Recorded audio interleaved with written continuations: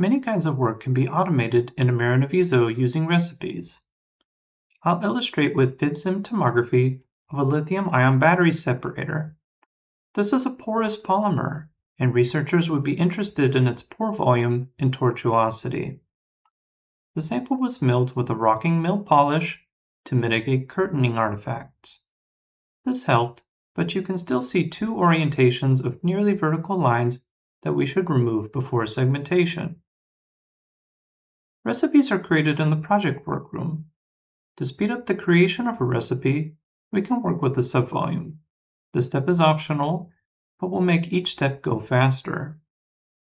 Initially, we do a typical sequence of image processing steps in the project workroom. In this case, I will use two fast Fourier transform filters to remove stripes at direction angles of 85 and 95 degrees respectively. This was followed by a non-local means filter and then adaptive thresholding. You can check your work as you go if you want. What's important is that you have a sequence of steps created in the project workroom.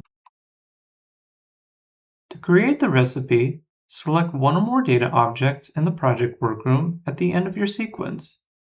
Open the module browser and select the option to create recipe.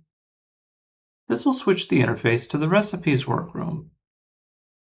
On the right, you will see a standard 3D viewer, which is interactive. The left side of the screen shows the steps needed to recreate what you selected in the project workroom. Properties are shown at the bottom left. The first step is a data loading step. This lets you switch the inputs for the recipe. You can run the recipe on any eligible dataset that has been loaded into the software already. Usually, you should rename your recipe.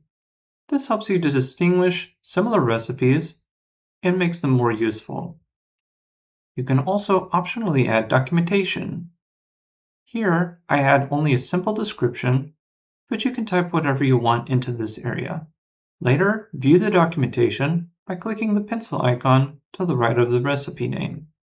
You can save your recipe for reuse and sharing. It is recommended to use the default directory, as the software checks this directory for recipes upon startup. Recipes persist when you update or uninstall the software. Good file names are useful. This recipe is now named, documented, and saved to disk. I want to make a change though. Notice that the second step is to extract a subvolume. Actually, I don't want to include this step in the recipe. To the right of each step is a trash can icon. If it is selectable, you can delete that step. Typically, you can delete steps at the beginning or the end of a recipe, but not in the middle. The software determines what is safe to do. After making this change, I will save over the existing recipe. The recipe workroom allows you to run a recipe. I'll illustrate using the subvolume I made earlier. Click the play button here and allow the recipe to finish. Intermediate steps are displayed in the 3D viewer. If the recipe runs successfully, you will see check marks to the left of each completed step. The output is placed into the project view in the project workroom. I had to adjust the display to see it, but you'll notice a standalone result. Overall, recipes allow you to run a series of steps without human interaction. For a long series of steps, this can allow you to multitask. Additionally, recipes will intelligently manage memory.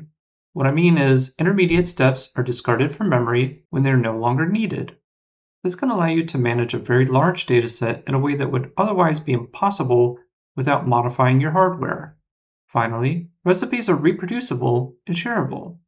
This ensures your work is trustworthy and explainable for reporting purposes. Further tutorials will illustrate more concepts related to recipes.